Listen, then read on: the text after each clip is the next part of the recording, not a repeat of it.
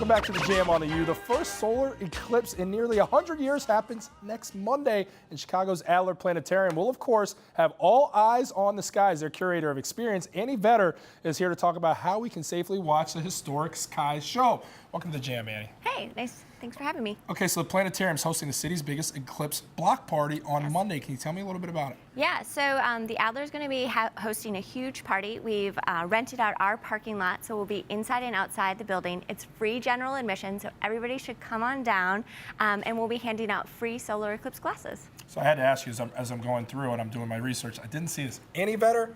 Eddie Vedder? Any relation? You know, I don't know. We have the same last name. We have the same birthday. So I also want to invite Eddie Vedder to come on out to this eclipse party, and let's figure out if we're actually related. If you guys have the same birthday, you might be twins. Maybe your mother and father aren't telling you something. It could be. Something to look into for another time. I'm hoping he's a little bit older than I am, just a smidge. We'll stay to task here as far as the eclipse. What can we expect to see here in Chicago? Yeah, so here in Chicago, we're going to have a partial solar eclipse. Okay. So we won't have totality where it's total darkness in the middle of the day. Instead, we're going to see 87% of the sun obscured by the moon. So the moon's going to come between the Earth and the sun, and it's going to block out 87% of it. And that's going to happen about 1:19 p.m.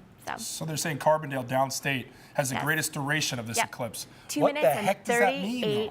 2 minutes, 38 seconds. So it'll go dark. It'll go dark in the middle of the day. So in the middle of the afternoon, Carbondale, if weather is good and there's no clouds, they'll experience darkness in the middle of the day.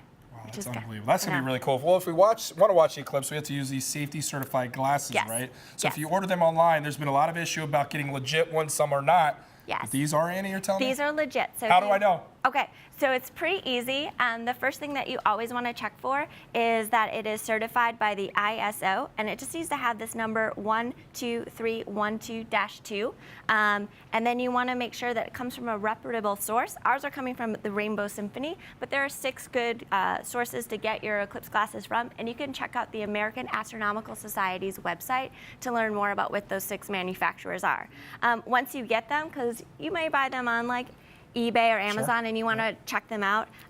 First thing you want to do is just put them on inside your house, and what you should be able to see is nothing. So when you put these on inside your house, the only thing you shouldn't be able to see anything through them. So no light should come through them. If it passes that test, take them outside, and then you can quickly look up, and the only thing you should be able to see through these is the sun. Wow, how about that? That's pretty cool. Now, if you don't do the glasses, and this is quickly here because it's also pretty easy, is what do we call this? The pinhole projector, Pinhole projector. You probably made this in elementary school, but it's pretty easy. You're just going to take a pin.